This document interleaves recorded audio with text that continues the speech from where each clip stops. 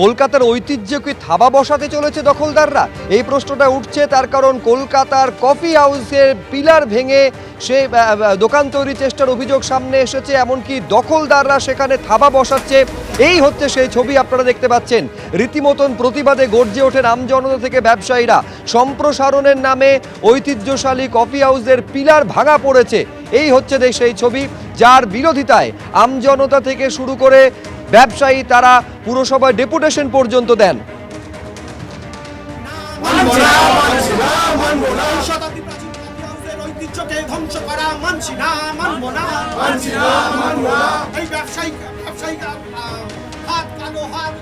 দাঁড়িয়ে রয়েছি কলকাতা কফি হাউসের সামনে, এবং কফি হাউসের এই যে বিল্ডিং, সেই বিল্ডিং যে থামগুলোর ওপরে ভর করে দাঁড়িয়ে রয়েছে বা এই যে পিলারগুলো রয়েছে, সেই পিলার ভেঙে ফেলার অভিযোগ, এবং পিলার ভেঙে এখানে প্যাসেজ তৈরি করে সেখানে দোকান বিক্রি করা হচ্ছে, এমনই অভিযোগ করছেন এখানকার যারা প্রত্যেক দিন কফি হাউসে আসেন এরকম বেশ কিছু ব্যক্তি। এবং তাদের তরফ থেকে জানানো হচ্ছে যে তারা ইতিমধ্যে প্রশাসনকে, মুখ্যমন্ত্রীর কাছেও অভিযোগ জানিয়েছেন।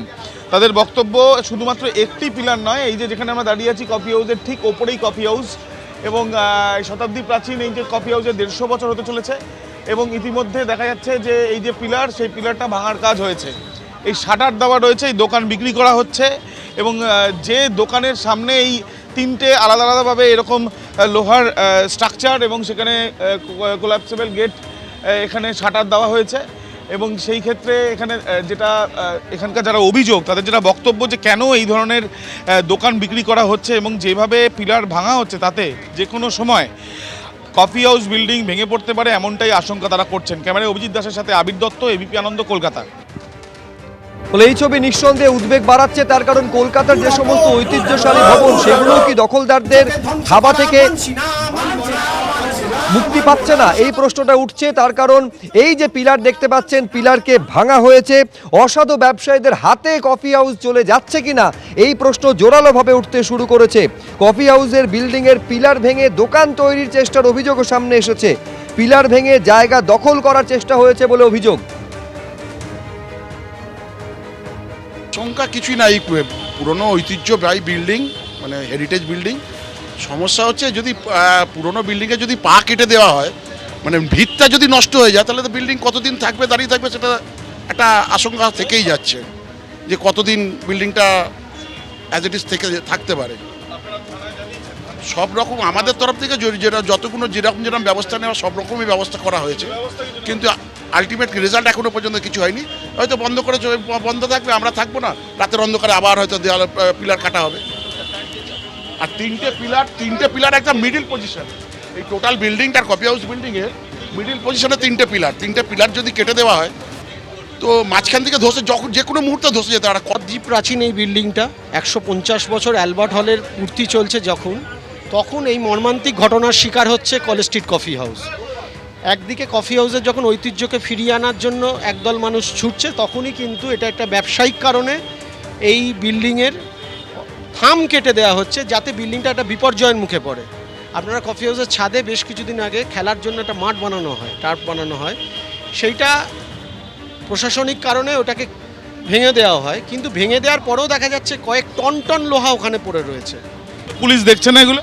কে দেখছে না জানি না, একজন সাধারণ মানুষ, কফি হাউস প্রেমী একজন মানুষ হিসাবে আমরা এর প্রতিবাদ জানাচ্ছি। করেছে যে বিজয় আগরওয়াল, সে বাড়ির কেউই নয়, বলে এই বাড়ি সে লেসি বা কিছু একটা বলতে, কোর্টে গিয়ে দাঁড়িয়ে বলছে না আমি এই বাড়ির কেউ নয়, কিন্তু এখানে এসে দাদাগিরি করছে। এগুলো কাঁচের শোকেস ছিল, রাতারাতি ভেঙে ফেলে এগুলো শাটার লাগিয়েছে, প্লাস পিলার, তিনটে পিলারই ভেঙেছে, প্রায় এক হাত করে ভেঙে ফেলেছে। আমরা অনেক রিকোয়েস্ট করার পর ওরা শোনেনি, তাও ভেঙে দিয়েছে।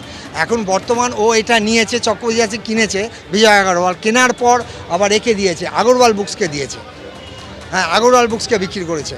বিক্রি করার পর এগুলো আবার অন্য কাউকে হকারদের বিক্রি করবে, এরকম চিন্তাভাবনা নিয়ে ও কনস্ট্রাকশন করছে, আনঅথরাইজ কনস্ট্রাকশন, এগুলোর কোনো পারমিশন নেই, কিছু নেই। আর এর প্রতিবাদে সরব হয়েছেন স্থানীয় বাসিন্দা থেকে শুরু করে ব্যবসায়ীরা। কলকাতা পুরসভায় ডেপুটেশন জমা দিয়েছেন তারা, আর ডেপুটেশন জমা পড়ার পর নড়ে চড়ে বসেছে কলকাতা পুরসভা। একেবারে এই কফি হাউসের বিল্ডিংয়ের গায়ে পড়ল নোটিশ। গোটা বিষয়ে কড়া পদক্ষেপের আশ্বাস দিয়েছেন কলকাতা পুরসভার মেয়র ফিরহাদ হাকিম। এই কফি হাউসের বিল্ডিংয়ের একাংশ ভাঙা হয়েছে।